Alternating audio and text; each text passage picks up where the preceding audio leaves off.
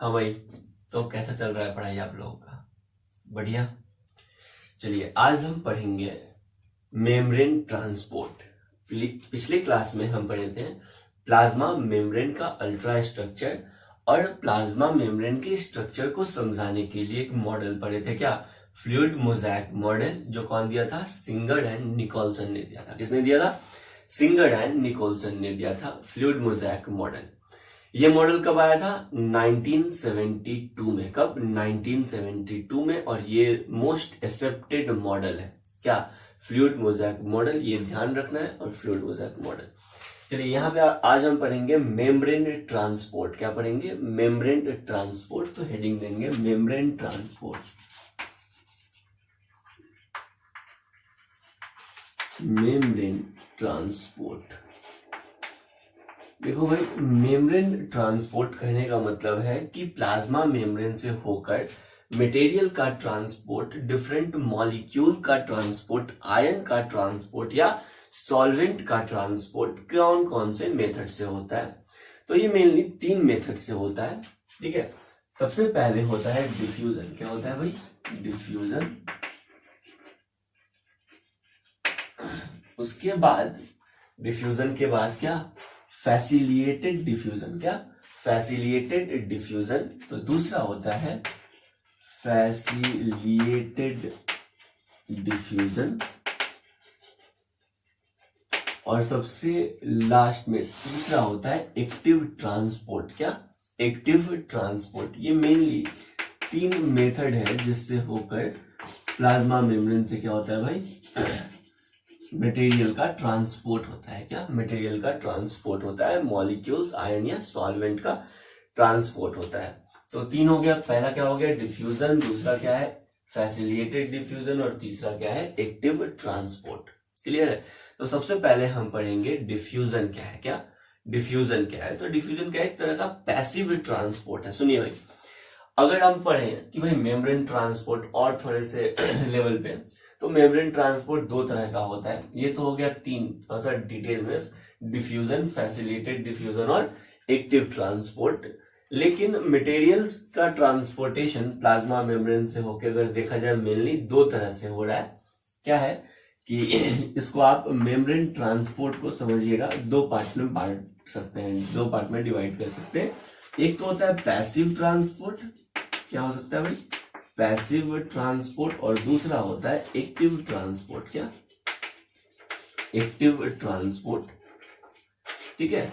ये जो passive transport है ना, फिर से इसका 2 पार्ट। कौन कौन सा? एक तो हो गया सिंपल डिफ्यूजन, जिसको डिफ्यूजन कहते हैं, या इसको क्या कह सकते हैं आप? Simple diffusion. और दूसरा होता है पैसिव ट्रांसपोर्ट में फैसिलिटेटेड डिफ्यूजन। क्या? Facilitated diffusion. ठीक है। लेकिन हम यहाँ पे मेम्ब्रेन ट्रांसपोर्ट में तीनों को अलग अलग दिखा दे रहे हैं। ये जो दोनों है ना, डिफ्यूजन और फैसिलिटेटेड डिफ्यूजन, ये एक्चुअल में क्या है? ये है पैसिव ट्रांसपोर्ट। क्या भाई? Passive transport. पैसिव ट्रांसपोर्ट का मतलब होता है वैसा ट्रांसपोर्टेशन मटेरियल का जिसके लिए एनर्जी का रिक्वायरमेंट नहीं है, जिसके लिए एनर्जी इन्वेस्टमेंट नहीं होता है। तो पैसिव ट्रांसपोर्ट में एनर्जी का इन्वेस्टमेंट नहीं होता है। क्या? एनर्जी इन्वेस्टमेंट नहीं होता है। जबकि एक्टिव ट्रांसपोर्ट में क्या होता है? एनर्जी इन्वेस्टमेंट होता है। क्या? एनर्जी खर्च होता है यहाँ पे। ठीक है। यहाँ पे जो एनर्जी का एक्सपेंस होता है वो एटीपी के फॉर्म में होता है। एक्टिव ट्रांसपोर्ट में एनर्जी का एक्सपेंशन होता है, मतलब एनर्जी खर्च होता है। और यहाँ पे एनर्जी लॉस नहीं होता है, यहाँ पे एनर्जी रिक्वायर्ड नहीं है। तो एक्टिव ट्रांसपोर्ट में यहाँ पे लिखेंगे रिक्वायर्ड एनर्जी। ये वैसा ट्रांसपोर्टेशन है जिसके लिए एनर्जी का रिक्वायरमेंट है। और यहाँ पे नो रिक्वायरमेंट ऑफ एनर्जी। क्या? No requirement of energy. यहाँ पे एनर्जी का रिक्वायरमेंट नहीं है। कहां पे? पैसिव ट्रांसपोर्ट में। क्लियर है? तो डिफ्यूजन और फैसिलिटेटेड डिफ्यूजन में किसी भी तरह का एनर्जी इन्वेस्टमेंट नहीं होता है, जबकि एक्टिव ट्रांसपोर्ट में एनर्जी इन्वेस्टमेंट होता है। क्लियर है? तो एक एक करके हम पढ़ेंगे। क्या? डिफ्यूजन, फिर पढ़ेंगे फैसिलिटेटेड डिफ्यूजन, और फिर पढ़ेंगे एक्टिव ट्रांसपोर्ट। क्या पढ़ेंगे भाई? Active transport. देखिए जो डिफ्यूजन है, क्या ये जो डिफ्यूजन है या फिर फैसिलिटेटेड डिफ्यूजन है, यहाँ पे एनर्जी का रिक्वायरमेंट, एनर्जी का इन्वेस्टमेंट नहीं होता है। क्लियर है, इस चीज को आपको याद रखना है। तो सबसे पहले हम पढ़ते हैं पैसिव ट्रांसपोर्ट। क्या पैसिव ट्रांसपोर्ट, और पैसिव ट्रांसपोर्ट में हम पढ़ेंगे क्या, डिफ्यूजन, फिर पढ़ेंगे फैसिलिटेटेड डिफ्यूजन, और फिर लास्ट में पढ़ेंगे क्या, एक्टिव ट्रांसपोर्ट। क्या पढ़ेंगे भाई, एक्टिव ट्रांसपोर्ट। ये जो पैसिव ट्रांसपोर्ट होता है ना, क्या पैसिव ट्रांसपोर्ट, ये higher concentration to lower concentration होता है। क्या higher concentration to lower concentration होता है। ठीक है, तो लिखेंगे passive transport is a diffusion of substance. Passive transport क्या है, तो passive transport is diffusion of substance, diffusion of substance. Passive transport is a diffusion of substance across a membrane with no energy investment. Passive transport is diffusion of substance across plasma membrane, या आप लिख सकते हैं membrane, across plasma membrane with no energy investment, with no energy investment, with no energy investment। ठीक है, यहां पे किसी भी तरह का एनर्जी इन्वेस्टमेंट नहीं होता है। क्लियर। नेक्स्ट अब हम आ जाते हैं डिफ्यूजन क्या है। तो डिफ्यूजन क्या है, spontaneous movement of substance down to its concentration gradient, मतलब अपने कॉन्सेंट्रेशन ग्रेडियंट के अक्रॉस मॉलिक्यूल का मूवमेंट क्या कहलाता है, क्या कहलाता है, सिंपल डिफ्यूजन कहलाता है या डिफ्यूजन कहलाता है। तो लिखेंगे क्या है, diffusion is a spontaneous, diffusion is a spontaneous, ये अपने आप होता है। ठीक है, spontaneous, diffusion is a spontaneous movement of substance, spontaneous movement of substance, क्या spontaneous movement of substance down to its concentration gradient, down to its concentration gradient, concentration gradient। ठीक है, अपने कॉन्सेंट्रेशन ग्रेडियंट के अकॉर्डिंग ये क्या करता है, move करता है। देखो भाई, कॉन्सेंट्रेशन ग्रेडियंट का मतलब क्या है, मतलब कॉन्सेंट्रेशन ग्रेडियंट का मतलब है कॉन्सेंट्रेशन में डिफरेंस। क्या, कॉन्सेंट्रेशन में डिफरेंस। देखिए, जैसे हम आपसे सिंपल पूछते हैं कि ये जो लाइन है ना, ये बड़ा है या छोटा है। हाँ भाई, ये जो आपको ड्रॉप किया हुआ लाइन है, ये बड़ा है या छोटा है। तो भाई पता नहीं ये बड़ा है या छोटा है। मान लेते हैं ये लाइन जो है, ये लाइन है बी, क्या है, बी है। ठीक है, तो ये बी जो लाइन ड्रॉ कर रहे हैं, ये बड़ा है या छोटा है, पता नहीं क्या है ना। बात आता है कि सर किसके रिस्पेक्ट में। तो देखो भाई, ये ना अगर देखा जाए ए, तो ए के रिस्पेक्ट में ये क्या है, छोटा है। ए के रिस्पेक्ट में क्या है, ये छोटा है। और सी के रिस्पेक्ट में ये क्या है, बड़ा है। ये लाइन सी के रिस्पेक्ट में क्या है, बड़ा है। यानी कॉन्सेंट्रेशन टर्म भी हमेशा रिलेटिव होता है। क्या, कॉन्सेंट्रेशन टर्म हमेशा रिलेटिव होता है। जैसे ये लाइन छोटा है कि बड़ा है, तो पूछे ना कि सर किसके रिलेटिव में देखें, किसके रिस्पेक्ट में देखें। तो सी के रिस्पेक्ट में अगर देखते हैं तो बी बड़ा है, और ए के रिस्पेक्ट में देखते हैं तो बी छोटा है। क्लियर। वैसे ही कॉन्सेंट्रेशन जो है ना, ये क्या, एक रिलेटिव टर्म है। कॉन्सेंट्रेशन क्या है, एक रिलेटिव टर्म है। जैसे मान लेते हैं कि कंटेनर है, इस कंटेनर में ना 5 मोल, क्या 5 मोल शुगर है। क्या भाई, 5 मोल शुगर सॉल्यूशन है। और एक दूसरा मतलब कंटेनर है, इसमें क्या है, 1 मोल शुगर है। ठीक है, तो शुगर है, 1 मोल क्या है भाई, शुगर है। तो अच्छा, यहाँ पे 1 लीटर वाटर है। क्या है, 1 लीटर वाटर है। और इस कंटेनर में भी क्या है, 1 लीटर ऑफ वाटर है। क्लियर। वाटर कहने का मतलब होता है सॉल्वेंट। क्या मतलब होता है? जहां पे हम बोलेंगे वाटर मतलब सॉल्वेंट, वाटर मतलब सॉल्वेंट, और शुगर का मतलब होता है सॉल्यूट। क्या होता है भाई? सॉल्यूट, और शुगर का मतलब होता है सॉल्यूट। क्लियर? शुगर का मतलब क्या हो गया? सॉल्यूट। तो कॉन्सेंट्रेशन कहने का मतलब है यहाँ पे, अगर किसी सॉल्यूशन के लिए कॉन्सेंट्रेशन टर्म देख रहे हैं तो कॉन्सेंट्रेशन अधिक है कहने का मतलब है कि सॉल्यूट का अमाउंट क्या है? अधिक है। क्या है? सॉल्यूट का अमाउंट अधिक है। यानी अगर दोनों सॉल्यूशन ए और सॉल्यूशन बी में अगर पूछा जाए कि भाई दोनों में से कॉन्सेंट्रेशन किसका ज्यादा है, तो सिंपल बाय डिफॉल्ट मानते हैं कि भाई जिसका सॉल्यूट अधिक है, क्या जिसका सॉल्यूट अधिक है, जिसके पास सॉल्यूट का अमाउंट अधिक है, वो हाईली कॉन्सेंट्रेटेड सॉल्यूशन है, यानी उसका कॉन्सेंट्रेशन अधिक है, और जिसमें सॉल्यूट का अमाउंट कम है उसमें कॉन्सेंट्रेशन क्या है? कम है। यानी अगर हाईली कॉन्सेंट्रेटेड सॉल्यूशन का बात हम करेंगे तो कॉन्सेंट्रेटेड सॉल्यूशन कहने का मतलब है जिसमें सॉल्यूट अधिक है और सॉल्वेंट कम है। ठीक है, तो वो कॉन्सेंट्रेटेड सॉल्यूशन होगा। क्लियर? इस सब चीज का जरूरत आगे पड़ेगा इसलिए बता रहे हैं। देखो, लेकिन एक कंटेनर है जिसमें मान लेते हैं कि 100 मॉलिक्यूल्स ऑफ क्या है भाई? 100 मॉलिक्यूल ऑक्सीजन के मॉलिक्यूल है। क्लियर?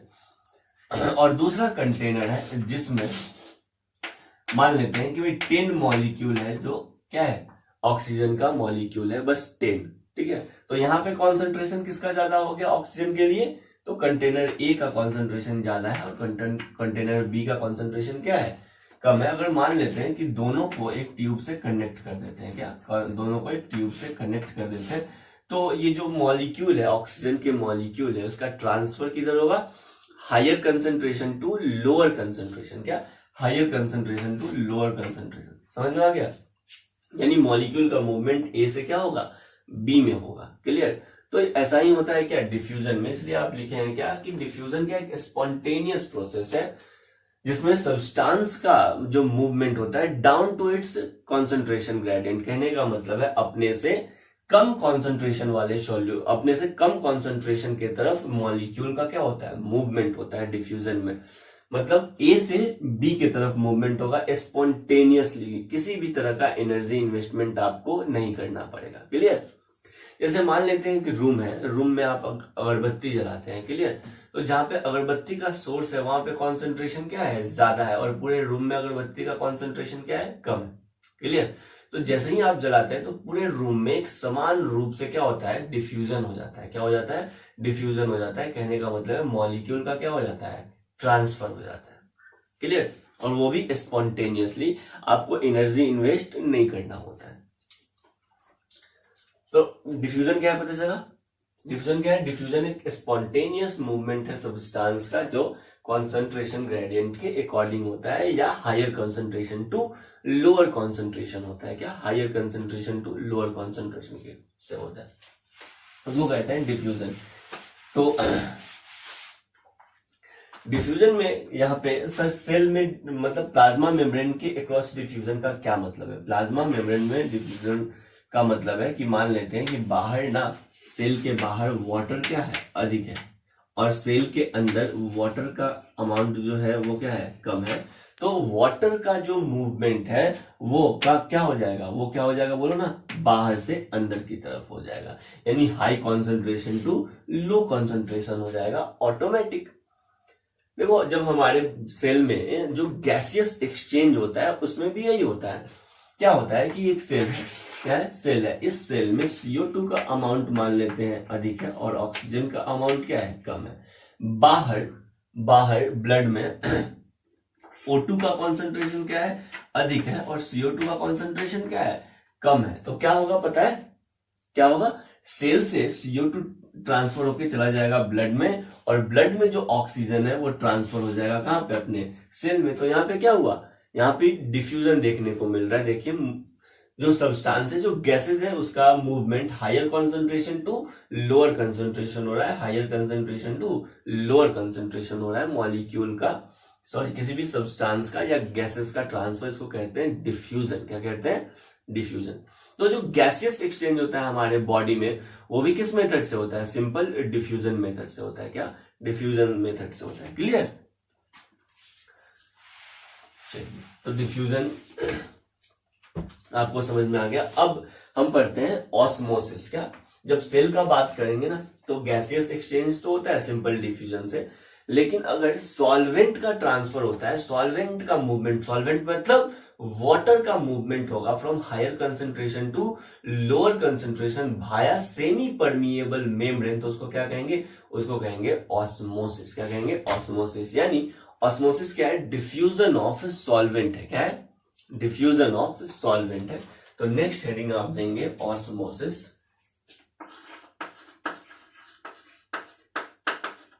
ऑस्मोसिस क्या होता है, ऑस्मोसिस लिखेंगे। क्या, diffusion of solvent means, osmosis क्या होता है, डिफ्यूजन ऑफ सॉल्वेंट। तो ऑस्मोसिस का मतलब होता है डिफ्यूजन ऑफ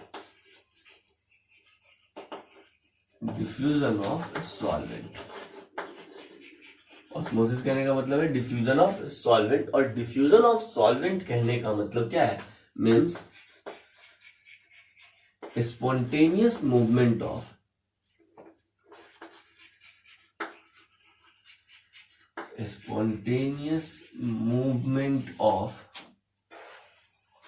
क्या, spontaneous movement of solvent, spontaneous movement of solvent from spontaneous movement of solvent from concentration of, from high concentration of solvent, from high concentration of solvent, high concentration of solvent करने का मतलब है अधिक पानी से कम पानी की तरफ। ठीक है, high concentration of solvent to low concentration of solvent, to low concentration of solvent भाया सेमी परमिएबल मेम्ब्रेन। क्या, भाया सेमी परमिएबल मेम्ब्रेन। याद रखना भाई कि ऑस्मोसिस में सेमी परमिएबल मेम्ब्रेन टर्म जरूर यूज करेंगे, भाया सेमी परमिएबल मेम्ब्रेन, या इसको कह सकते हैं सेलेक्टिवली परमिएबल मेम्ब्रेन। अच्छा, अगर प्लाज्मा मेम्ब्रेन को क्या कहते हैं, मतलब प्लाज्मा मेम्ब्रेन को क्या कहते हैं, पहला ऑप्शन रहे सेमी परमिएबल मेम्ब्रेन और दूसरा ऑप्शन रहे सेलेक्टिव परमिएबल मेम्ब्रेन, तो क्या आंसर टिक होगा, selective permeable membrane. Plasma membrane के लिए ज्यादा सही टर्म क्या है, सेमी परमिएबल या सेलेक्टिव परमिएबल, तो सेलेक्टिव परमिएबल मेम्ब्रेन। ठीक है, चलिए तो ऑस्मोसिस क्या है, डिफ्यूजन ऑफ सॉल्वेंट क्या कहलाता है, ऑस्मोसिस कहलाता है। और जहां पे हम बात करेंगे डिफ्यूजन का, वहां पे मूवमेंट होगा मॉलिक्यूल का, स्पॉन्टेनियस मूवमेंट होगा मॉलिक्यूल का from higher concentration to lower concentration. क्या, from higher concentration to lower concentration भाया सेमी परमिएबल मेम्ब्रेन, तो क्या कहलाएगा, ऑस्मोसिस कहलाएगा। आपको पता है इस ऑस्मोसिस को हम दो पार्ट में पढ़ सकते हैं, एक होता है इंडोऑस्मोसिस और दूसरा होता है एक्सोऑस्मोसिस। क्या, तो ये जो ऑस्मोसिस होता है ना, ये दो तरह से हो सकता है, एक होता है इंडोऑस्मोसिस, और दूसरा होता है एक्सोऑस्मोसिस, या इसको पढ़ सकते हैं एक्सोऑस्मोसिस, एक्सोऑस्मोसिस या इंडोऑस्मोसिस। क्लियर है, इंडोऑस्मोसिस में क्या होगा, नाम से ही पता चल रहा है कि भाई जो सॉल्वेंट का मूवमेंट होगा ना वो सेल के अंदर होगा। ठीक है, क्या, जो सॉल्वेंट का मूवमेंट होगा वो सेल के अंदर होगा। कहने का मतलब है कि इंडोऑस्मोसिस में ये जो सेल है और जो सॉल्वेंट मॉलिक्यूल है इसके अंदर जाएगा, तो क्या कहलाएगा, इंडोऑस्मोसिस। तो लिखेंगे movement of molecule, movement of molecule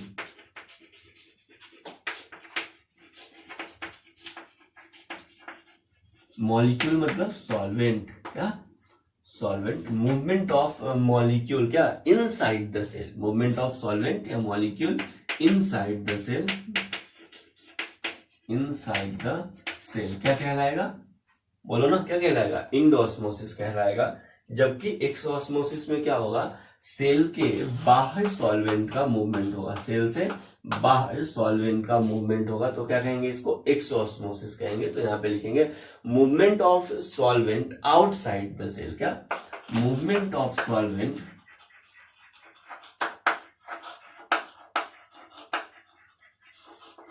outside the cell.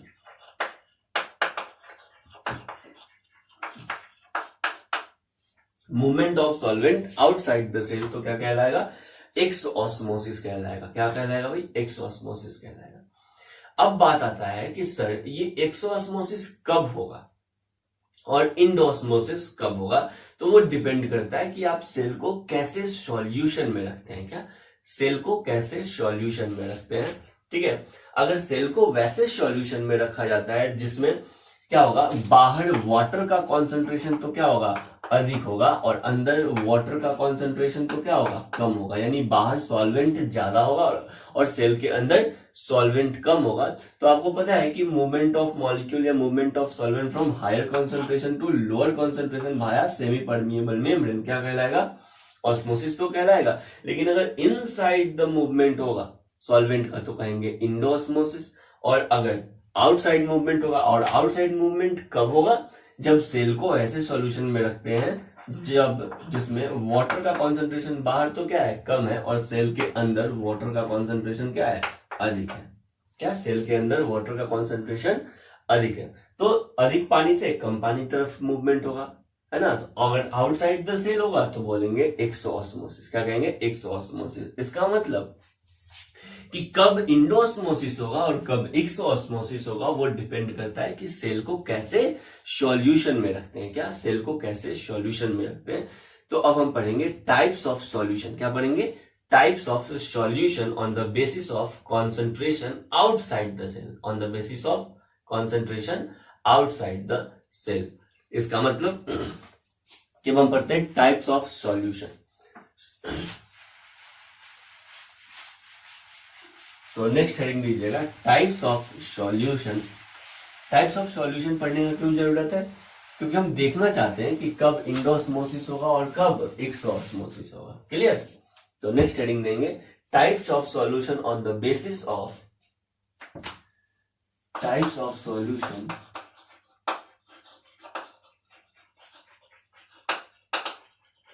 On the basis of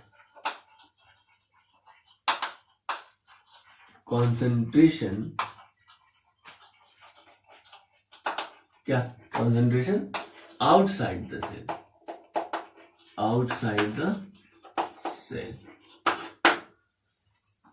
clear. तो क्या पढ़ रहे हो हम, type of solution on the basis of concentration outside the cell, यानी सेल के बाहर कैसा कॉन्सेंट्रेशन है और मतलब सेल के बाहर कैसा सॉल्यूशन है। ठीक है, तो उसी बेसिस पे हम पढ़ेंगे कि कहां पे इंडोऑस्मोसिस होगा, कहां पे एक्सोऑस्मोसिस होगा। क्लियर। तो ये जो सॉल्यूशन है ना, ये मेनली तीन तरह का होता है। एक होता है हाइपरटोनिक सॉल्यूशन। क्या, हाइपरटोनिक सॉल्यूशन। ये टर्म किसके लिए पढ़ रहे हैं, सॉल्यूशन के लिए पढ़ रहे हैं, हाइपरटोनिक सॉल्यूशन। दूसरा होता है हाइपोटोनिक सॉल्यूशन। क्या होता है, हाइपोटोनिक सॉल्यूशन। और तीसरा होता है, एक होता है हाइपरटोनिक, दूसरा होता है हाइपोटोनिक, और तीसरा होता है आइसोटोनिक सॉल्यूशन। क्या होता है, आइसोटोनिक सॉल्यूशन। कहने का मतलब है कि भाई एक कंटेनर है, इस कंटेनर में क्या है, सॉल्वेंट, इस कंटेनर में क्या है भाई, सॉल्यूशन है। क्या है, सॉल्यूशन है, कंटेनर है, और इस कंटेनर में क्या है, सॉल्यूशन है, कंटेनर है, और इस कंटेनर में क्या है, सॉल्यूशन है। क्लियर। देखना भाई, बात को समझना। इसमें एक सेल रख देते हैं अपना, क्या, एक सेल रख देते हैं। हाइपरटोनिक सॉल्यूशन टर्म किसके लिए यूज हो रहा है, सॉल्यूशन के लिए। किसके लिए, सॉल्यूशन के लिए। तो अगर हाइपरटोनिक सॉल्यूशन कहने का मतलब है कि कॉन्सेंट्रेशन ऑफ सॉल्यूशन, ये जो है ना, कॉन्सेंट्रेशन ऑफ सॉल्यूशन,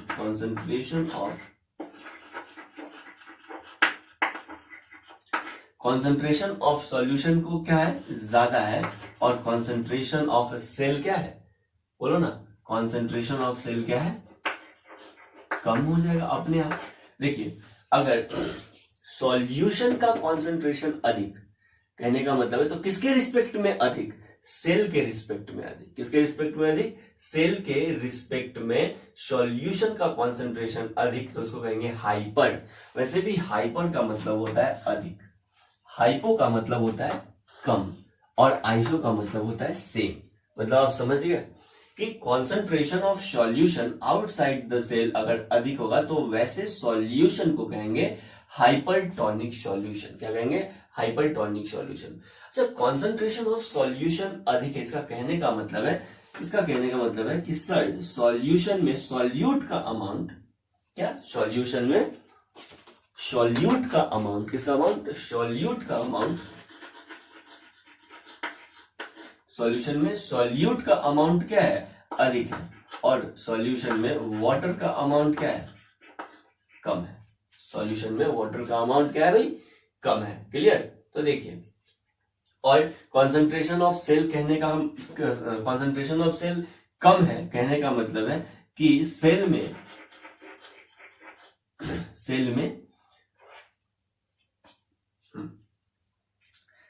में सॉल्यूट का अमाउंट क्या है, कम है, और सेल में वाटर का अमाउंट क्या है, अधिक है। और तुमको पता है कि जब वाटर का अमाउंट यहाँ पे क्या है, कम है, कहाँ पे, सॉल्यूशन में, कहाँ पे, सॉल्यूशन में, और वाटर का अमाउंट अधिक है, कहाँ पे, सेल में, तो वाटर का मूवमेंट होगा क्या, अधिक से कम की तरफ, सिर्फ वाटर का मूवमेंट होगा। बोल रहे हैं सॉल्यूट का नहीं, किसका, सॉल्वेंट। वाटर कहने का मतलब है सॉल्वेंट का मूवमेंट होगा किधर, अधिक से कम की तरफ। तो यहाँ पे जो मूवमेंट होगा वो कैसा होगा, अधिक से कम की तरफ, यानी अधिक वाटर कहां पे है, तो सेल में है, अधिक वाटर कहां पे है, सेल में, और कम वाटर कहां पे है, सॉल्यूशन में है। तो यहाँ पे वाटर का मूवमेंट होगा अधिक से कम की तरफ, कहने का मतलब है सेल से सॉल्यूशन की तरफ। क्या होगा भाई, सेल से सॉल्यूशन की तरफ। समझ में आया। यानी सेल को अगर आप हाइपरटोनिक सॉल्यूशन में रखते हैं, क्या, सेल को अगर आप हाइपरटोनिक सॉल्यूशन में रखते हैं तो क्या होता है, एक्सोऑस्मोसिस या इंडोऑस्मोसिस, क्या होता है, एक्सोऑस्मोसिस। क्या होता है भाई, एक्सोऑस्मोसिस। तब यहां पे होता है एक्सोऑस्मोसिस।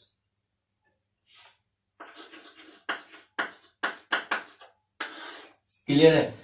सेल में क्या होता है, एक्सोऑस्मोसिस होता है, और एक्सोऑस्मोसिस कहने का मतलब है सेल लूजेस वाटर। सेल क्या करेगा, वाटर लूज करेगा, सेल लूजेस वाटर। यहाँ पे सेल वाटर लूज करेगा। और आपको पता है अगर सेल वाटर लूज करता है, यानी सेल सॉल्वेंट लूज करता है, कब, जब सेल को हाइपरटोनिक सॉल्यूशन में रखते हैं। हाइपरटोनिक सॉल्यूशन कहने का मतलब है आउटसाइड द सेल कॉन्सेंट्रेशन अधिक है और इनसाइड द सेल कॉन्सेंट्रेशन कम है। क्लियर। तो सेल लूजेस वाटर, और जब सेल वाटर को लूज करता है तो वैसे सेल को कहते हैं प्लाज्मोलाइज्ड सेल। क्या कहते हैं, प्लाज्मोलाइज्ड सेल। यानी यहां पे होगा प्लाज्मोलाइसिस। क्या होगा भाई, प्लाज्मोलाइसिस, यानी यहां पे लिख देंगे प्लाज्मोलाइज्ड सेल। क्लियर। क्या लिखेंगे, प्लाज्मोलाइज्ड सेल। और अगर ये प्लाज्मोलाइज्ड सेल यानी प्लाज्मोलाइसिस यानी सेल वाटर लूज करेगा, तब सेल में वाटर का कमी हो जाएगा। क्या, सेल में वाटर का कमी हो जाएगा, और वैसे सेल को कहते हैं फ्लैसिड सेल। क्या कहते हैं, फ्लैसिड सेल।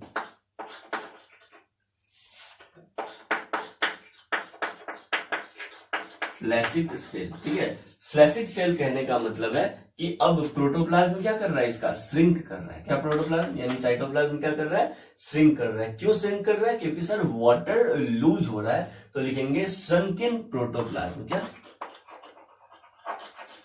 श्रंकिन प्रोटोप्लाज्म। तो यहाँ पे प्रोटोप्लाज्म का क्या होगा, श्रिंकेज होगा। क्यों श्रिंकेज होगा, क्योंकि सॉल्वेंट बाहर आ रहा है। क्लियर। अगर सेल को हाइपोटोनिक सॉल्यूशन में रखते हैं तो हाइपोटोनिक कहने का मतलब है, हाइपो मतलब क्या होता है, कम। क्या कम, तो सॉल्यूशन का कॉन्सेंट्रेशन कम। क्या कम, सॉल्यूशन का कॉन्सेंट्रेशन कम। तो लिखेंगे कॉन्सेंट्रेशन ऑफ सॉल्यूशन,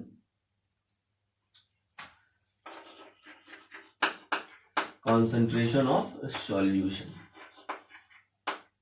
क्या है, कॉन्सेंट्रेशन ऑफ सॉल्यूशन कम है, और जब कॉन्सेंट्रेशन ऑफ सॉल्यूशन कम होगा यानी कि सेल का कॉन्सेंट्रेशन अधिक होगा, तो लिखेंगे कॉन्सेंट्रेशन ऑफ सेल, क्या कॉन्सेंट्रेशन ऑफ सेल अधिक होगा और कॉन्सेंट्रेशन ऑफ सॉल्यूशन कम होगा। कॉन्सेंट्रेशन ऑफ सॉल्यूशन कम होगा कहने का मतलब है, बोलो ना क्या कहने का मतलब है, कहने का मतलब है कॉन्सेंट्रेशन ऑफ सॉल्यूशन कम होगा कहने का मतलब है कि सॉल्यूट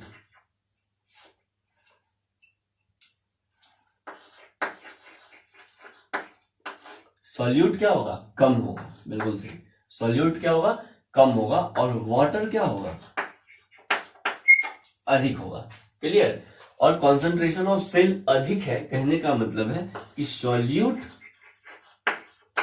अधिक होगा, क्या सॉल्यूट अधिक होगा सेल में, और वाटर कहने का मतलब है क्या, सॉल्वेंट क्या होगा, कम होगा। क्लियर। वाटर यूज इसलिए कर रहे हैं ताकि आपको अच्छे से समझ में आए कि वाटर का ही मूवमेंट होता है। वाटर कहने का मतलब है सॉल्वेंट का ही मूवमेंट होगा। अब क्या होगा भाई बताइए, वाटर का movement from higher concentration to lower concentration.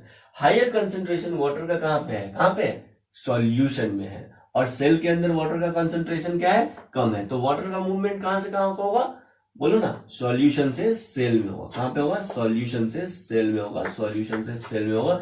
यानी हाइपोटोनिक सॉल्यूशन में अगर आप सेल को रखते हैं, क्या हाइपोटोनिक सॉल्यूशन में अगर आप सेल को रखते हैं तो यहां पे आपको देखने को मिलेगा क्या, बोलो ना क्या देखने को मिलेगा, इंडोस्मोसिस। सेल को अगर हाइपरटोनिक सॉल्यूशन में रखे तो क्या देखने को मिला, एक्सोस्मोसिस, यानी सेल से बाहर वाटर आ रहा है यानी सॉल्वेंट आ रहा है। लेकिन अगर आप सेल को हाइपोटोनिक सॉल्यूशन में रखते हैं तो यहाँ पे देखने को मिलेगा इंडोस्मोसिस। क्या देखने को मिलेगा भाई, इंडोस्मोसिस, या इसको पढ़ते हैं इंडोस्मोसिस। इंडोस्मोसिस, इंडोस्मोसिस आप पढ़ेगा तो स्पेलिंग गलती नहीं होगा, लिखने में दिक्कत नहीं होगा। क्लियर। इंडोस्मोसिस, क्लियर है। इंडोस्मोसिस यानी क्या हो रहा है, सेल गेन वाटर, क्या cell gain water, cell gain water. Cell water को क्या कर रहा है, गेन कर रहा है, और सेल वाटर को गेन करके प्लांट सेल या एनिमल सेल वाटर को गेन करके क्या हो जाएगा, टर्जिड हो जाएगा। क्या हो जाएगा भाई, टर्जिड हो जाएगा। टर्जिड कहने का मतलब है कि एक्सेस ऑफ वाटर, क्या एक्सेस ऑफ वाटर। सुनना भाई बात को ध्यान से, तो सेल स्वेल कर जाएगा। क्या कर जाएगा, सेल स्वेल कर जाएगा। क्योंकि स्वेल क्यों करेगा, क्योंकि भाई इसके अंदर पानी जा रहा है, पानी जा रहा है, पानी जा रहा है, तो सेल क्या कर जाएगा, स्वेल कर जाएगा। जो प्लांट सेल है ना वो हो जाएगा टर्जिड। क्या हो जाएगा, प्लांट सेल टर्जिड हो जाएगा, टर्जिड हो जाएगा। क्या, प्लांट सेल। ये टर्जिड टर्म प्लांट के लिए ही यूज करते हैं। टर्जिड कहने का मतलब है, सेल टर्जिड है कहने का मतलब है कि सेल में फुल ऑफ वाटर है, एक्सेस ऑफ वाटर है। क्या, सेल टर्जिड है कहने का मतलब क्या है, सेल में वाटर का अमाउंट अधिक है, क्योंकि सेल वाटर को क्या किया है, गेन किया है। क्लियर। तो उसको कहते हैं टर्जिड सेल। आप इमेजिनेशन कीजिए कि एनिमल सेल है, क्या है, एनिमल सेल है, तो वो पता है ये प्लांट सेल है, और प्लांट सेल का कैरेक्टरिस्टिक फीचर है कि इसके पास होता है सेल वॉल। क्या होता है, सेल वॉल। एक आउटर प्रोटेक्टिव कवरिंग होता है, इसको कहते हैं सेल वॉल। ये जो सेल वॉल होता है ये हार्ड होता है, स्टिफ होता है। क्या होता है, हार्ड होता है, स्टिफ होता है, और परमिएबल भी होता है। तो पानी अंदर जाएगा, पानी अंदर जाएगा, पानी अंदर जाएगा, ठीक है। मैक्सिमम पानी अंदर चला जाएगा, एक ऐसा समय आएगा कि अब पानी अंदर नहीं जा रहा है, क्योंकि इसको जितना स्वेल करना था उतना स्वेल ये कर गया, और ये फिर ब्रस्ट भी नहीं होगा। क्यों ब्रस्ट नहीं होगा, क्योंकि इसके पास हार्ड सेल वॉल है। क्या है भाई, हार्ड सेल वॉल है। यानी प्लांट सेल में एक्सेस ऑफ वाटर हो जाएगा, प्लांट सेल वाटर को गेन करेगा, तो सेल स्वेल हो जाएगा, टर्जिड हो जाएगा, लेकिन सेल ब्रस्ट नहीं करेगा, सेल ब्रस्ट नहीं करेगा। लेकिन आप इमेजिनेशन कीजिए कि एक एनिमल सेल है। क्या भाई, एनिमल सेल है, उसके पास सिर्फ प्लाज्मा मेम्ब्रेन होता है, हार्ड प्रोटेक्टिव सेल वॉल नहीं होता है। अब जब ये सेल वाटर गेन करेगा, तो सेल वाटर गेन कर रहा है, सेल वाटर गेन कर रहा है, सेल वाटर गेन कर रहा है, स्वेल करता जाएगा, करता जाएगा, करता जाएगा। एक ऐसा समय आएगा कि सेल ब्रस्ट भी कर सकता है। क्या, एक ऐसा समय आएगा कि सेल ब्रस्ट भी कर जाएगा। यानी एनिमल सेल को अगर आप हाइपोटोनिक सॉल्यूशन में डाल दिए, क्या एनिमल सेल को अगर आप हाइपोटोनिक सॉल्यूशन में डाल दिए तो सेल वाटर गेन करेगा, और एनिमल सेल इतना वाटर गेन कर लेगा, एक्सेस ऑफ वाटर गेन कर लेगा कि ये प्लाज्मा मेम्ब्रेन तो डेलिकेट होता है, क्या होता है, डेलिकेट होता है, तो ये क्या ब्रस्ट कर सकता है, क्या कर सकता है, ब्रस्ट कर सकता है। यानी एनिमल सेल को अगर आप डाल दिए, क्या एनिमल सेल को डाल दिए तो ये क्या कर जाएगा भाई, ब्रस्ट कर जाएगा, क्या कर जाएगा, ब्रस्ट कर जाएगा। क्यों, क्योंकि इसके पास हार्ड सेल वॉल नहीं होता है। क्लियर। आइसोटोनिक सॉल्यूशन और आइसो का मतलब होता है सेम, आइसो का क्या मतलब होता है, सेम। कहने का मतलब है जितना कॉन्सेंट्रेशन इस सेल का है उतना ही कॉन्सेंट्रेशन सॉल्यूशन का भी है, उतना ही कॉन्सेंट्रेशन सॉल्यूशन का भी है, यानी आइसोटोनिक सॉल्यूशन। क्या आइसोटोनिक सॉल्यूशन यानी concentration of what, solution is equal to concentration of, बोलो ना, सेल। यानी जितना पानी इसके अंदर जाएगा उतना पानी इससे बाहर भी आ जाएगा। क्लियर। यानी no net movement of water, net movement of water या नेट मूवमेंट ऑफ सॉल्वेंट यहां पे देखने को आपको नहीं मिलेगा। क्लियर है। तो यहां पे लिखेंगे no net movement of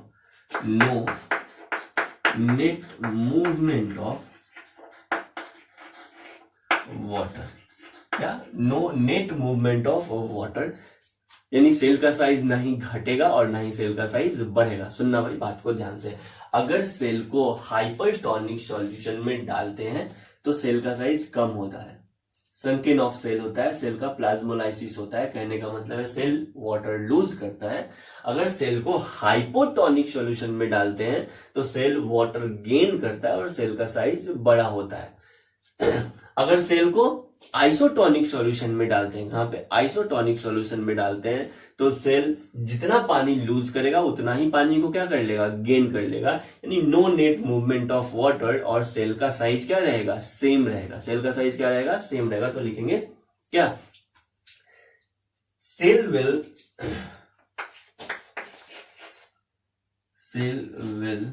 stay same size, cell का साइज क्या रहेगा, सेम रहेगा। आपसे क्वेश्चन पूछा जाएगा कि भाई अगर सेल को हाइपरटोनिक सॉल्यूशन में डालते हैं तो क्या होगा, तो आपका तुरंत दिमाग का घंटी बजना चाहिए। हाइपरटोनिक सॉल्यूशन, हाइपर का मतलब होता है अधिक, यानी सॉल्यूशन का कॉन्सेंट्रेशन अधिक, और सॉल्यूशन का कॉन्सेंट्रेशन अधिक करने का मतलब है सॉल्यूट अधिक और सॉल्वेंट कम, यानी वाटर कम। तो वाटर कम किसके रिस्पेक्ट में, वाटर कम सेल के रिस्पेक्ट में वाटर कम रहेगा। ठीक है, सॉल्यूशन में। तो सॉल्यूशन में अगर वाटर कम है और सेल में अगर वाटर अधिक है तो सिंपल सा बात है, वाटर का movement from higher concentration to lower concentration होगा, यानी यहां पे हमको एक्सॉस्मोसिस देखने को मिलेगा। हाइपोटोनिक सॉल्यूशन कहने का मतलब है, हाइपो का मतलब होता है कम। ठीक है, क्या कम, तो सॉल्यूशन का कॉन्सेंट्रेशन कम, और सॉल्यूशन का कॉन्सेंट्रेशन कम कहने का मतलब है कि सॉल्यूशन में सॉल्यूट कम है और सॉल्वेंट यानी वाटर अधिक है। अगर वाटर अधिक है तो वाटर अधिक से कम की तरफ जाएगा, from higher concentration to lower concentration. यानी सेल को अगर आप हाइपोटोनिक सॉल्यूशन में रखते हैं तो सेल वाटर गेन करेगा, और अगर सेल को आप आइसोटोनिक सॉल्यूशन में रखते हैं तो सेल जितना पानी को गेन करेगा उतना ही पानी को लूज करेगा। इसका मतलब no net movement of water होगा और सेल का साइज सेम रहेगा। क्या, सेल का साइज सेम रहेगा।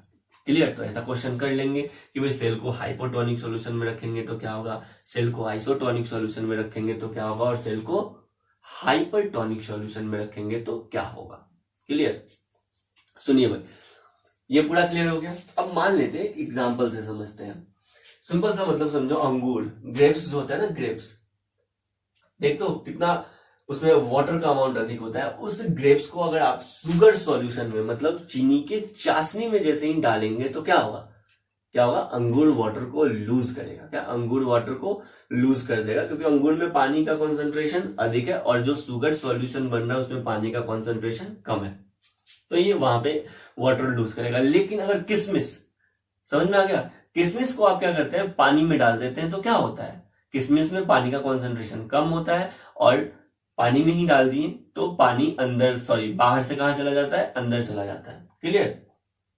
और अगर उस किसमिस को आइसोटोनिक सॉल्यूशन में डाल देते हैं, मतलब शुगर सॉल्यूशन में ही डाल देते हैं, तो ना ही पानी को गेन करेगा और ना ही लूज करेगा अगर आइसोटोनिक सॉल्यूशन में डाल देते हैं तो। ठीक है, तो एग्जाम्पल से भी क्वेश्चन पूछा जा सकता है कि भाई एक सेल को अगर ऐसे सॉल्यूशन में डालते हैं ना जहां पे सेल का कॉन्सेंट्रेशन क्या है, आपको पता है कॉन्सेंट्रेशन मोल के टर्म में, मतलब मोलरिटी के टर्म में या फिर नॉर्मेलिटी के टर्म में लिखते हैं। तो अगर कहेगा भाई कि सेल को एक सेल है जिसका मोलरिटी क्या है 3 है, जिसका मोलरिटी क्या है 3, और एक वैसे सॉल्यूशन में डाल देते हैं जिसका मोलरिटी क्या है जिसका मोलरिटी यहां पे कम है ना, जिसका मोलरिटी 1 है, क्या है भाई 1 है। क्लियर, तो आउटसाइड द सेल मोलरिटी कम है और इनसाइड द सेल मोलरिटी अधिक है। इसका मतलब मोलरिटी अधिक है कहने का मतलब है कि इनसाइड द सेल सॉल्यूट अधिक है और इनसाइड द सेल वाटर कम है। और अब मोलरिटी कम है आउटसाइड द सेल कहने का मतलब है कि आउटसाइड द सेल सॉल्यूट कम है और आउटसाइड द सेल वाटर कम है, यानी यहाँ पे क्या हो जाएगा इंडोस्मोसिस हो जाएगा। क्या हो जाएगा इंडोस्मोसिस होगा। वैसे ही यहां से क्वेश्चन आएगा कि भाई सेल का जो मोलरिटी है ना वो मान लेते हैं कि 3 है, सेल का मोलरिटी क्या है 3 है और सॉल्यूशन का जो मोलरिटी है वो मान लेते हैं 7 है। क्या भाई 7 है। तो यहाँ पे भी वाटर, सेल का मोलरिटी कम है कहने का मतलब है सेल में वाटर अधिक है और सेल में सॉल्यूट कम है। क्लियर, और मोलरिटी अधिक है सॉल्यूशन का, तो कहने का मतलब है कि सॉल्यूशन में सॉल्यूट क्या है अधिक है और वाटर क्या है कम है, तो यहाँ पे वाटर का मूवमेंट अधिक से कम की तरफ होगा, यहाँ पे भी वाटर का मूवमेंट अधिक से कम की तरफ होगा, तो इंडोस्मोसिस देखने को मिलेगा, यहाँ पे एक्सोस्मोसिस देखने को मिलेगा। क्लियर है, इस तरह से क्वेश्चन आएगा। ठीक है, डाटा देके आपको पता होना चाहिए कि कॉन्सेंट्रेशन को मोलरिटी में या नॉर्मलिटी में देखते हैं। चलिए आगे बढ़ते हैं हम फैसिलिटेटेड डिफ्यूजन। क्या फैसिलिटेटेड डिफ्यूजन, तो सिंपल डिफ्यूजन हो गया, अब हम पढ़ेंगे फैसिलिटेटेड डिफ्यूजन। फैसिलिटेटेड डिफ्यूजन भी एक तरह का क्या है, बोलो ना, फैसिलिटेटेड डिफ्यूजन भी एक तरह का क्या है पैसिव ट्रांसपोर्ट है। क्या है पैसिव ट्रांसपोर्ट है, यानी फैसिलिटेटेड डिफ्यूजन में भी किसी भी तरह का एनर्जी इन्वेस्टमेंट नहीं हुआ। देखिए वाटर का मूवमेंट हुआ लेकिन किसी भी तरह का एनर्जी इन्वेस्टमेंट नहीं हुआ। क्लियर, तो हम पढ़ेंगे फैसिलिटेटेड डिफ्यूजन।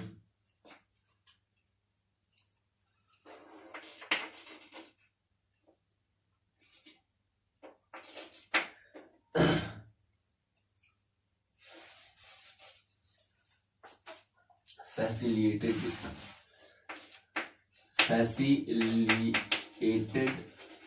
डिफ्यूजन, और फैसिलिटेटेड डिफ्यूजन में किसी भी तरह का एनर्जी एक्सपेंडिचर नहीं होगा। तो क्या होगा सर, तो यहाँ पे कैरियर प्रोटीन पार्ट लेते हैं। फैसिलिटेट कहने का मतलब है कि यहाँ पे एक मतलब सॉल्वेंट या किसी भी मॉलिक्यूल के ट्रांसफर के लिए, सॉल्वेंट या किसी भी मॉलिक्यूल के मूवमेंट के लिए क्या चाहिए, बोलो ना, एक कैरियर प्रोटीन चाहिए। क्या, एक कैरियर प्रोटीन चाहिए जो मूवमेंट को क्या कर दे, आसान कर दे, मूवमेंट को क्या कर दे, स्पीड अप कर दे।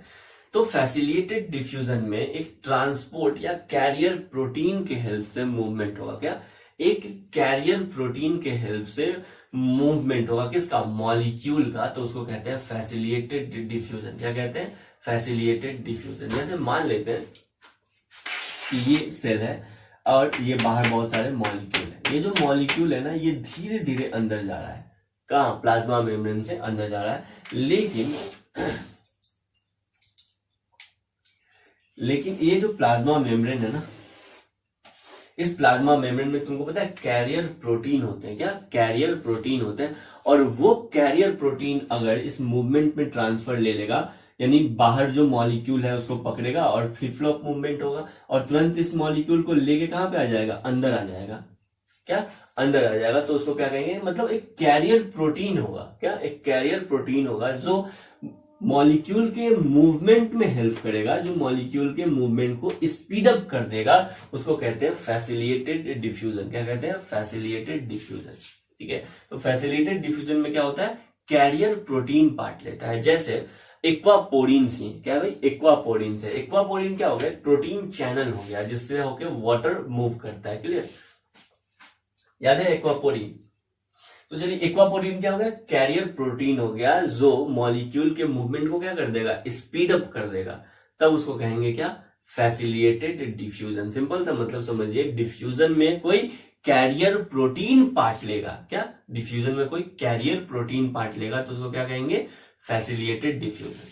अब फैसिलिटेटेड डिफ्यूजन भी पैसिव होता है, यानी higher concentration to lower concentration होता है। मान लेते हैं मॉलिक्यूल का, ये जो मॉलिक्यूल का अमाउंट है ये आउटसाइड द सेल अधिक है और मॉलिक्यूल का अमाउंट इनसाइड द सेल क्या है? कम है। तो higher concentration to lower concentration with the help of carrier protein अगर ट्रांसफर होता है मॉलिक्यूल का तो क्या कहेंगे? Facilitated diffusion. ये inside the cell to outside the cell हो सकता है। मान लेते हैं कि बहुत सारे मॉलिक्यूल्स हैं या एक्सेस आयंस है कहाँ? सेल के अंदर, और इसको हमको क्या करना है? सेल के बाहर कर देना है कैरियर प्रोटीन के हेल्प से। किसके हेल्प से? कैरियर प्रोटीन के हेल्प से। तब भी ये क्या है? फैसिलिटेटेड डिफ्यूजन है। क्या भाई? फैसिलिटेटेड डिफ्यूजन है। तो फैसिलिटेटेड डिफ्यूजन में लिखेंगे वो वैसा डिफ्यूजन जिसको कोई कैरियर प्रोटीन फैसिलिटेट करता है। फैसिलिटेट कहने का मतलब है आसान कर देता है। क्लियर? तो फैसिलिटेटेड डिफ्यूजन या इसको कहते हैं फैसी, ठीक है, फैसिलिटेटेड डिफ्यूजन। इसमें क्या होता है? क्या होता है? अ ट्रांसपोर्ट प्रोटीन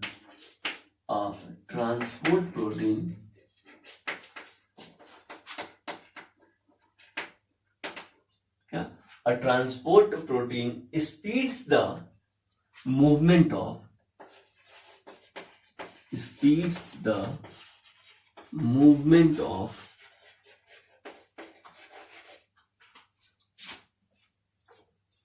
तो कहते हैं फैसिलिटेट डिफ्यूजन। ठीक है?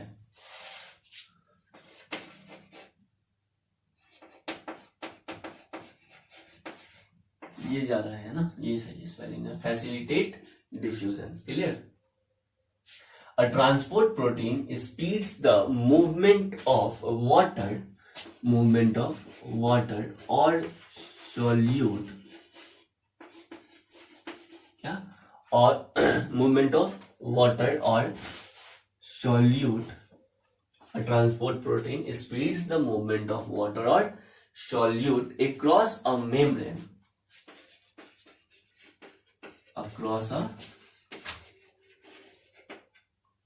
Across a membrane down to its concentration gradient, यानी higher concentration to lower concentration, down to its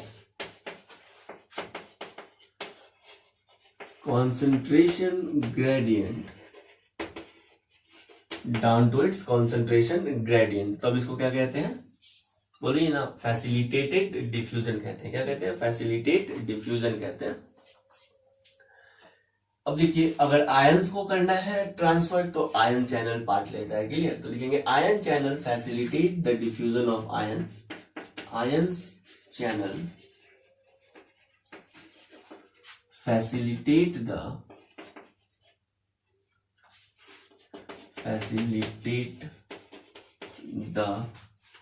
diffusion of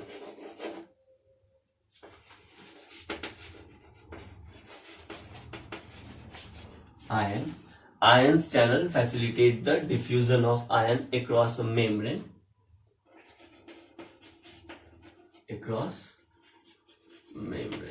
Clear? Next point में लिखेंगे कैरियर प्रोटीन कैन अंडरगो। ये जो कैरियर प्रोटीन है ना, अगर ये मटेरियल का ट्रांसफर करते हैं तो उनके शेप में चेंज होता है। क्या होता है? उनके शेप में चेंज होता है। कैरियर प्रोटीन कैन अंडरगो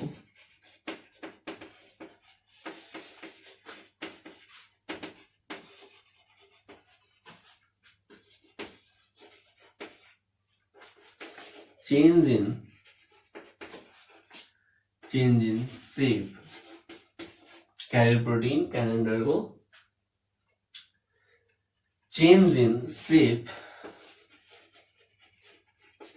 क्या? Change in shape that translocate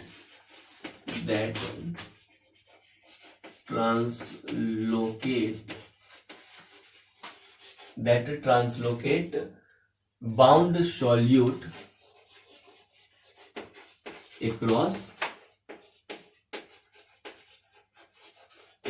membrane। Clear? देखना भाई, डायग्राम से इसको देखते हैं। ये है फॉस्फोलिपिड हेड और टेल,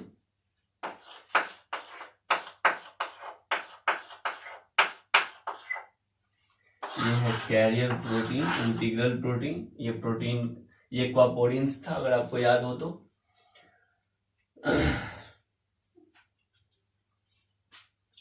और ये है फॉस्फोलिपिड बाइलेयर। कैरियर प्रोटीन को थोड़ा सा जूम करके हम आपको दिखा रहे हैं।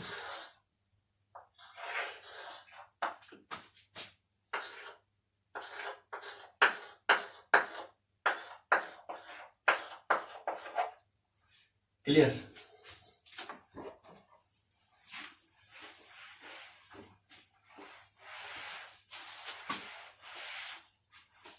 आउटसाइड द सेल मॉलिक्यूल का जो ना वाटर का कॉन्सेंट्रेशन है ये अधिक है, और इस मॉलिक्यूल का जो मूवमेंट है ये किसी प्रोटीन चैनल के थ्रू होगा और फास्ट होगा, high concentration to low concentration. तो इसको कहते हैं फैसिलिटेट डिफ्यूजन। क्या कहते हैं? Facilitate diffusion. और इस कैरियर प्रोटीन का जो चेन शेप है ना, ये चेंज हो सकता है। मान लेते हैं ये क्या है भाई, कैरियर प्रोटीन है, ये किसी मॉलिक्यूल को क्या कर रहा है, कैरी कर रहा है, इस मॉलिक्यूल को ट्रांसफर कर रहा है, मॉलिक्यूल के मूवमेंट में हेल्प कर रहा है। तो इसका जो शेप है ये चेंज हो सकता है। क्लियर? होता क्या है कि मॉलिक्यूल को ये बाइंड करेगा, आउटसाइड द सेल मॉलिक्यूल को क्या करेगा, बाइंड करेगा, और तुरंत फ्लिप फ्लॉप मूवमेंट होगा, ठीक है, या बॉबिंग मूवमेंट होगा। ये पकड़ेगा और तुरंत ये मूव करेगा और इधर सेल को लाके सेल के अंदर इनसाइड द सेल मॉलिक्यूल को क्या कर देगा, ट्रांसफर कर देगा। इनसाइड द सेल मॉलिक्यूल को क्या करेगा, ट्रांसफर कर देगा। तब इसको क्या कहते हैं, फैसिलिटेट डिफ्यूजन।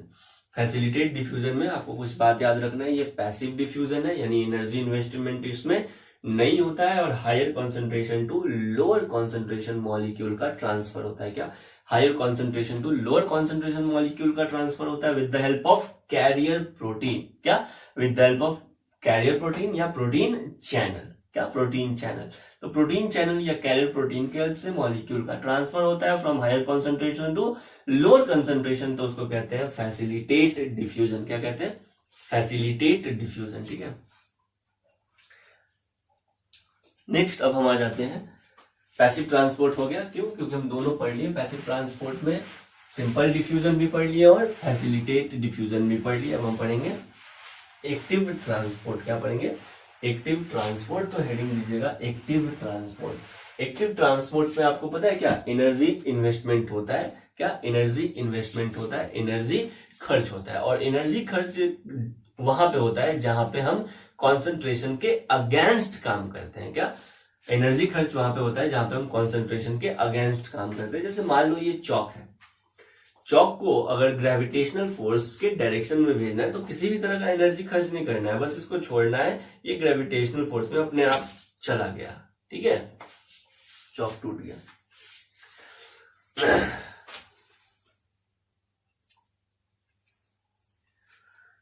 क्लियर?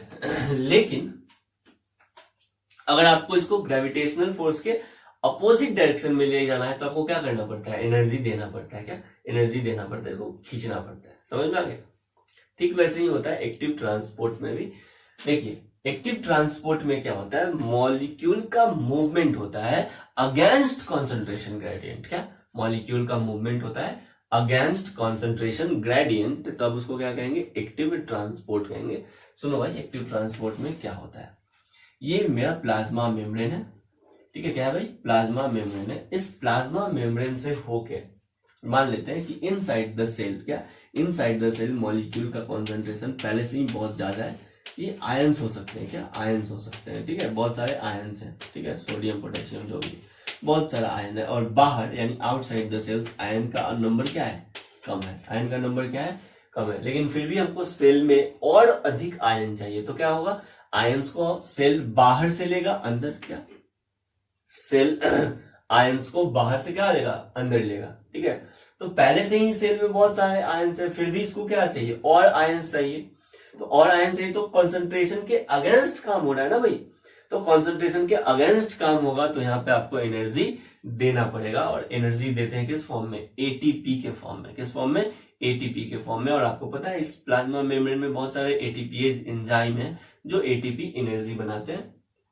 तो ये एटीपी आएगा यहाँ पे, यानी एटीपी का इन्वेस्टमेंट हुआ। क्या एटीपी का इन्वेस्टमेंट हुआ, कहने का मतलब है एनर्जी इन्वेस्ट होगा, और एनर्जी जब इन्वेस्ट होगा तो कॉन्सेंट्रेशन ग्रेडियंट के अगेंस्ट मॉलिक्यूल का क्या होता है, मूवमेंट होता है। वैसे मूवमेंट को कहते हैं एक्टिव ट्रांसपोर्ट। क्या कहते हैं, एक्टिव ट्रांसपोर्ट। क्लियर है सर? ऐसा होता है क्या, बिल्कुल ऐसा होता है। ऐसा होता है रूट में। कहां पे होता है, रूट सेल में, ठीक है। मान लेते हैं कि पहले से ही प्लांट सेल में क्या है, बहुत सारे आयंस है। क्या भाई, बहुत सारे आयंस है, ठीक है। और सेल को बाहर से और भी आयंस चाहिए, ठीक है। तो सेल जो मतलब रूट सेल जो आयन का एब्जॉर्प्शन करते हैं सॉइल से, वो क्या होता है, एक्टिव ट्रांसपोर्ट होता है। क्या होता है, एक्टिव ट्रांसपोर्ट होता है।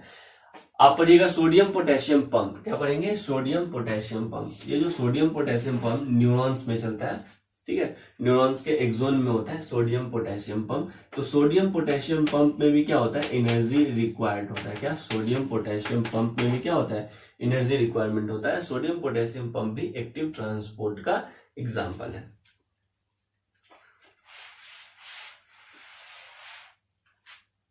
तो लिखते हैं एक्टिव ट्रांसपोर्ट, लिखेंगे active transport use energy, active transport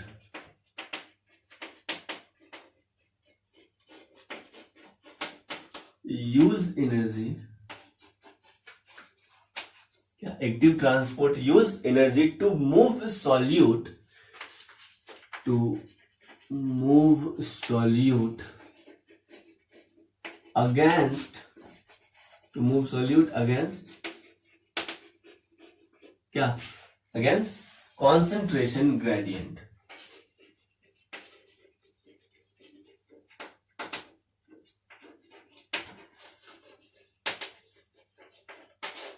against concentration gradient. तो क्या कहेंगे, इसको एक्टिव ट्रांसपोर्ट कहेंगे। एक्टिव ट्रांसपोर्ट में भी एक कैरियर प्रोटीन चाहिए, लेकिन वो कैरियर प्रोटीन कॉन्सेंट्रेशन ग्रेडियंट के अगेंस्ट तब काम करेगा जब वो एटीपी क्या करेगा, यूज करेगा। एटीपी क्या है कि यूटिलाइजेशन करेगा। तो नेक्स्ट पॉइंट में लिखेंगे specific membrane protein use energy, specific membrane protein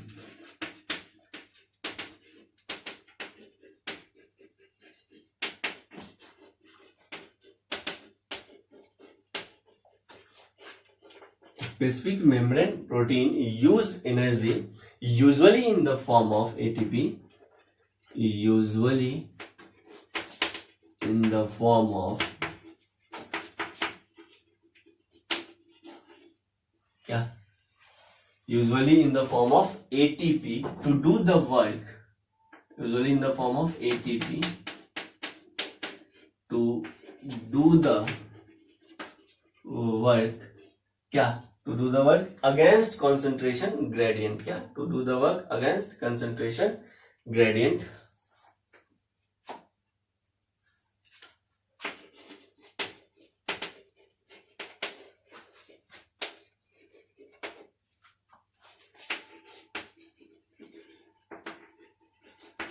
तब उसको क्या कहते हैं भाई, एक्टिव ट्रांसपोर्ट कहते हैं, ठीक है। ये जो एक्टिव ट्रांसपोर्ट है ये इलेक्ट्रोकेमिकल कॉन्सेंट्रेशन देखता है। क्या, इलेक्ट्रोकेमिकल कॉन्सेंट्रेशन देखता है। कहने का मतलब है केमिकल कॉन्सेंट्रेशन के अगेंस्ट और इलेक्ट्रिकल पोटेंशियल यानी इलेक्ट्रिक पोटेंशियल के अगेंस्ट भी देखता है। मतलब देखो होता क्या है कि एक सेल है, अब सेल के अंदर ये जो आयंस है ना, आयंस का मूवमेंट, आयंस का अमाउंट जो है वो कम है, और सेल के बाहर आयंस का अमाउंट क्या है, अधिक है। और आपको पता है आयंस का अमाउंट यहाँ पे कम है यानी, और आयंस का अमाउंट यहाँ पे अधिक है, तो यहाँ पे पोटेंशियल जो होगा ना, क्या, इलेक्ट्रिक पोटेंशियल वो क्या होगा, कम होगा, और बाहर इलेक्ट्रिक पोटेंशियल क्या होगा, अधिक होगा। अब आयंस का जो मूवमेंट होता है वो higher potential to lower potential होता है। क्या होता है? Higher potential to lower potential होता है। लेकिन हमको अगर आयन को बाहर भेजना है, क्या आयंस को बाहर भेजना है, कॉन्सेंट्रेशन ग्रेडियंट के अगेंस्ट भेजना है, अंदर से बाहर भेजना है, तो यहाँ पे हमको खर्च करना पड़ेगा क्या? एनर्जी। और एनर्जी किस फॉर्म में खर्च होगा? एटीपी के फॉर्म में खर्च होगा। किस फॉर्म में खर्च होगा भाई? एटीपी के फॉर्म में खर्च होगा। मान लेते हैं कि अंदर कोई केमिकल है, क्या भाई? कोई केमिकल है, कोई मॉलिक्यूल है जिसका कॉन्सेंट्रेशन कम है, और बाहर कोई केमिकल है जिसका कॉन्सेंट्रेशन क्या है? अधिक है। फिर भी हमको केमिकल को क्या करना है? अंदर से बाहर भेजना है। तब हमको यहाँ पे खर्च करना पड़ेगा एटीपी। क्या खर्च करना पड़ेगा भाई? एटीपी। तो अगेंस्ट कॉन्सेंट्रेशन ग्रेडियंट अगर मॉलिक्यूल का मूवमेंट करवाना है, सेल को होना है, तो यहाँ पे लगता है क्या? क्या लगता है? एटीपी का इन्वेस्टमेंट होता है। और जहां पे एटीपी का इन्वेस्टमेंट होगा, एनर्जी का इन्वेस्टमेंट होगा, वैसे ट्रांसपोर्ट को कहते हैं क्या?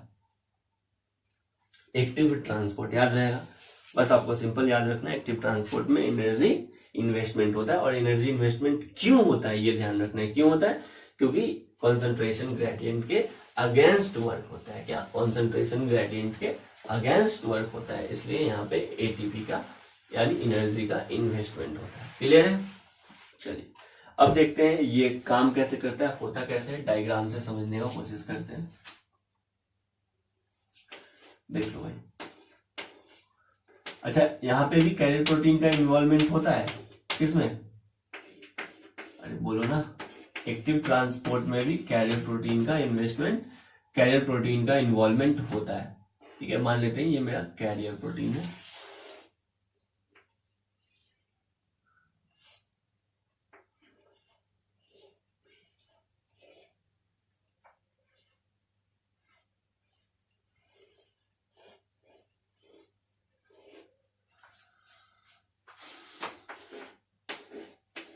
फॉस्फोलिपिड बाइलियर,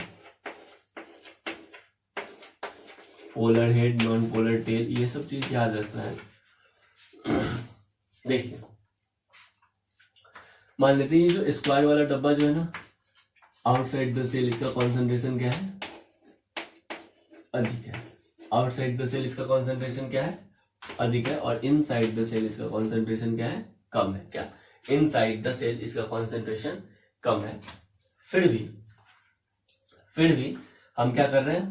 फिर भी इस स्क्वायर वाले मॉलिक्यूल को बाहर भेज रहे हैं। क्या कर रहे हैं? स्क्वायर वाले मॉलिक्यूल को बाहर भेज रहे हैं, तो यहाँ पे एटीपी का इन्वेस्टमेंट होता है। क्लियर? वैसे ही मान लेते हैं कि आउटसाइड द सेल, ये जो राउंड है, सर्कल है, इसका अमाउंट क्या है? कम है। और inside the cell round molecule का अमाउंट क्या है? अधिक है। फिर भी हमको बाहर से क्या चाहिए? अंदर चाहिए। तो कैरियर प्रोटीन के हेल्प से तो आएगा ही, और साथ ही एटीपी का इन्वेस्टमेंट होगा। क्या होगा यहाँ पे? एटीपी का इन्वेस्टमेंट होगा। यानी मॉलिक्यूल का ट्रांसफर होता है अगेंस्ट कॉन्सेंट्रेशन ग्रेडियंट, तो यहाँ पे एटीपी देना पड़ता है। उसको कहते हैं एक्टिव ट्रांसपोर्ट। और एक्टिव ट्रांसपोर्ट में ये कैरियर प्रोटीन का भी इन्वॉल्वमेंट होता है। याद रखना है, ऐसा नहीं कि कैरियर प्रोटीन का इन्वॉल्वमेंट नहीं होता है। क्लियर है? नेक्स्ट अब आते हैं हम, ये जो प्लाज्मा मेम्ब्रेन है ना, क्या? प्लाज्मा मेम्ब्रेन, इस प्लाज्मा, एक्टिव ट्रांसपोर्ट हो गया। अब हम पढ़ रहे हैं प्लाज्मा मेम्ब्रेन से होकर बल्क ट्रांसपोर्ट होता है। क्या? मटेरियल का बल्क ट्रांसपोर्ट होता है। बल्क में मटेरियल इनसाइड द सेल आते हैं, और बल्क में मटेरियल आउटसाइड द सेल आते हैं। अगर बल्क में मटेरियल यानी लार्ज अमाउंट में मटेरियल इनसाइड द सेल होगा, उसको कहेंगे इंडोसाइटोसिस। क्या कहेंगे? इंडोसाइटोसिस। और बल्क में मटेरियल आउटसाइड द सेल जाएगा, तब उसको कहेंगे, क्या कहेंगे? एक्सोसाइटोसिस। क्या कहेंगे? एक्सोसाइटोसिस या एक्सोसाइटोसिस। क्लियर है? चलिए तो देखते हैं इंडोसाइटोसिस और एक्सोसाइटोसिस।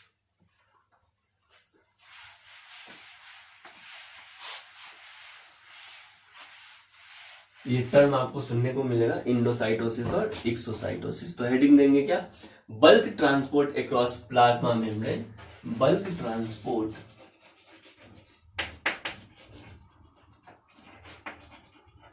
Across plasma membrane. क्या? Bulk transport across plasma membrane occurs by exocytosis और इंडोसाइटोसिस। अकर्स बाय एक्सोसाइटोसिस और इंडोसाइटोसिस। एक्सोसाइटोसिस और इंडोसाइटोसिस, ठीक है। तो पहला हेडिंग देंगे एक्सोसाइटोसिस क्या है या एक्सोसाइटोसिस क्या है। Exocytosis,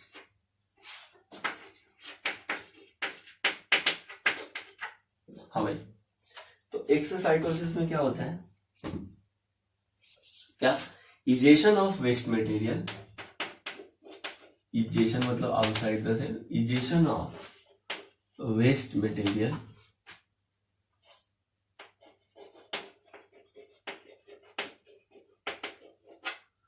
egestion of waste material from cell through plasma membrane, through plasma membrane क्या कहलाता है, एक्सोसाइटोसिस कहलाता है। दूसरा होता है इंडोसाइटोसिस या इंडोसाइटोसिस। इंडोसाइटोसिस में क्या होता है, इंजेशन ऑफ, क्या, इंजेशन यानी intake of material, ingestion of material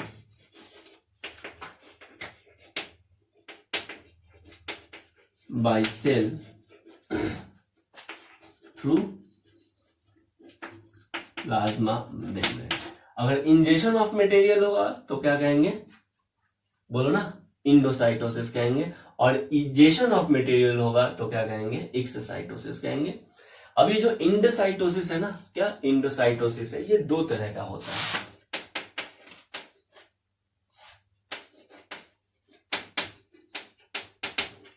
एक को कहते हैं फैगोसाइटोसिस और दूसरा होता है पिनोसाइटोसिस।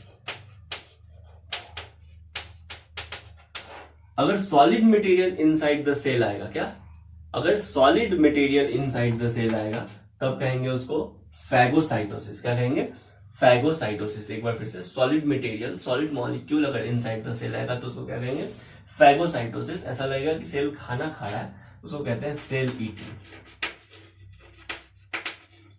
और अगर लिक्विड आएगा इनसाइड द सेल तो कहेंगे उसको पिनोसाइटोसिस। क्या कहेंगे, बल्क में आएगा तो पिनोसाइटोसिस। ऐसा लगता है कि सेल वाटर ले रहा है, इंटेक कर रहा है, इसको कहते हैं सेल ड्रिंकिंग।